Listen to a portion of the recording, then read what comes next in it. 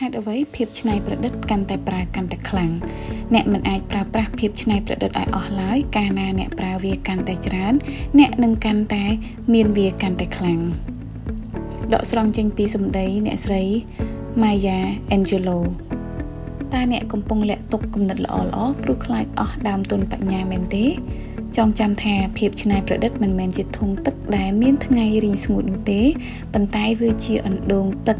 មាសដែលកាន់តែប្រើគឺកាន់តែហូរចេញមកក្នុងលោកវិវត្តលឿនធនធានដែលថ្លៃបំផុតមិនមែនជាអ្វីដែលអ្នកសន្សំទុកទេប៉ុន្តែវាជាអ្វីដែលអ្នកបញ្ចេញឲ្យពិភពលោកបានមើលឃើញគតិបណ្ឌិតរបស់លោកស្រី Maya Angelou គឺជាមេរៀនយុទ្ធសាស្ត្រដ៏មុតស្រួចសម្រាប់អ្នកដឹកនាំនិងសហគ្រិនសម័យថ្មី1បដិសេធផ្នត់គំនិតខ្វះខាតមនុស្សភាគច្រើនរស់នៅក្នុងភាពភ័យខ្លាចថាបើពួកគេបញ្ចេញគំនិតល្អបំផុតនៅថ្ងៃនោះស្អែកពួកគេនឹងគ្មានអ្វីសម្រាប់បង្ហាញប៉ុន្តែក្នុងន័យយុទ្ធសាស្ត្រភាពច្នៃប្រឌិត creativity គឺជាសាច់ដុំបញ្ញារាល់ពេលដែលអ្នកប្រើវាដើម្បីដោះស្រាយបញ្ហាឬបង្កើតមាតិកាថ្មីខួរក្បាលរបស់អ្នកកំពុងតែវឹកហាត់ដើម្បីរកនៅកម្រិតបញ្ញាដែលកាន់តែជ្រៅជាងមុនការប្រើប្រាស់គឺការរំញោចឲ្យមានការវិវត្តពីយុទ្ធសាស្ត្រលំហូរនៃភាពជោគជ័យ The Flow of Innovation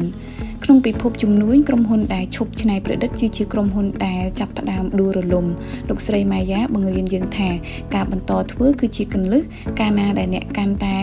សកម្មក្នុងការបង្កើតថ្មីលោកអ្នកនឹងកាន់តែតាក់ទាញបាននៅ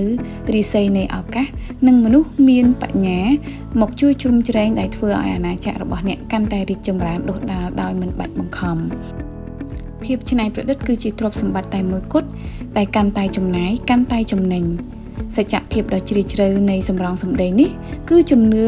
លើលទ្ធភាពដែលមិនចេះចប់កុំខ្លាចក្នុងការផ្ដល់នូវអ្វីដែលល្អបំផុតរបស់អ្នកក្នុងថ្ងៃនេះព្រោះរាល់សកម្មភាពនៃការបង្កើតគឺជាការបើកផ្លូវឲ្យបញ្ញាដែលអស្ចារ្យជាងមុនមកដល់នៅថ្ងៃស្អែកចូលធ្វើជាអ្នកយុទ្ធសាស្ត្ររស់ដោយភាពហូរហៀរនៃបញ្ញា